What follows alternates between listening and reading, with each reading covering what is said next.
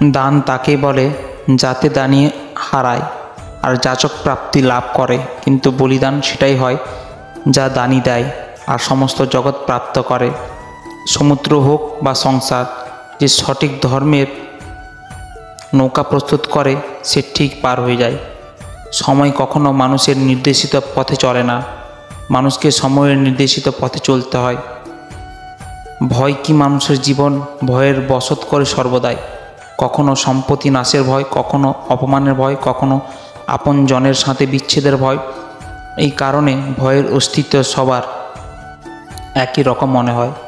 কখনো কি বিবেচনা করেছেন যে কোনো পরিস্থিতি বা বস্তু ভয়ের জন্ম দেয়, তার থেকে বাস্তবে দুঃখ তৈরি হয় না এমন কোনো নিয়ম নেই।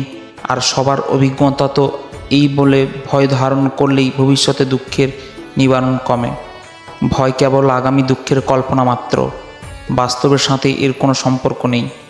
ভয় আর কিছু নয়, কেবল কল্পনা মাত্র। ভয় থেকে মুক্তি পাওয়া কি খুব কঠিন কাজ?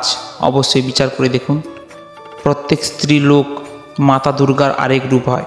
যে স্ত্রী লোকের সম্মান করে না তার সামর্থ্যই বৃথা। ধর্মের উপদেশ দেখা যায়, আদেশ কিছুতে দেওয়া যায় না। সফলকে নিজের ধর্ম স্বয়ং নিশ্চিত করতে হয়। যে বস্তু সহজে লাভ করা যায় সে বস্তুর প্রতি মানুষের মূল্যবোধ থাকে না। চরিত্রের পরীক্ষা তখনই হয় যখন অপরিচিত কার সংস্পর্শে আসা হয়। জয়ের জন্য বলের চেয়ে অধিক ছলের প্রয়োজন। সুগন্ধ, দুর্গন্ধ ও মানুষের স্বভাব কখনো গোপন থাকে না।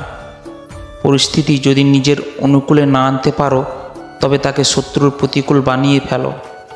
যারা শত্রুর পরম শত্রু হয় তাদের সাথে বন্ধুত্ব করতে হয়। যেখানে বল কাজ করে না সেখানে ছল কাজ করে। একটা কথা মনে রাখবেন যে বিরোধিতা শক্তির পরিমাণ হয়। শক্তিমান সেই যে সহনশীল সহ্য করতে পারে। যখন হৃদয় থেকে ক্রোধ আর বিরোধিতা দূর হয় তখন সহন শক্তি ধর্মের শক্তিকে পরিণত হয়। ক্রোধ থেকে প্রতিশোধের জন্ম হয় আর ধর্ম থেকে ন্যায় জন্মায়। তোমার জীবনও যদি এমন সময় আসে যখন তোমার উপর কোনো অন্যায় হয় তবে ন্যায় করার পূর্বে নিজের ক্রোধের উপর অঙ্কুর অবশ্যই রেখো। মানুষ এই ভ্রমে থাকে যে সকল নির্ণয় সে স্বয়ং করেছে, কিন্তু চোখ ও আবেগের অবকুণ্ঠন বাঁধে যারা আছে তার স্বয়ং নির্ণয় কী করে করতে পারে?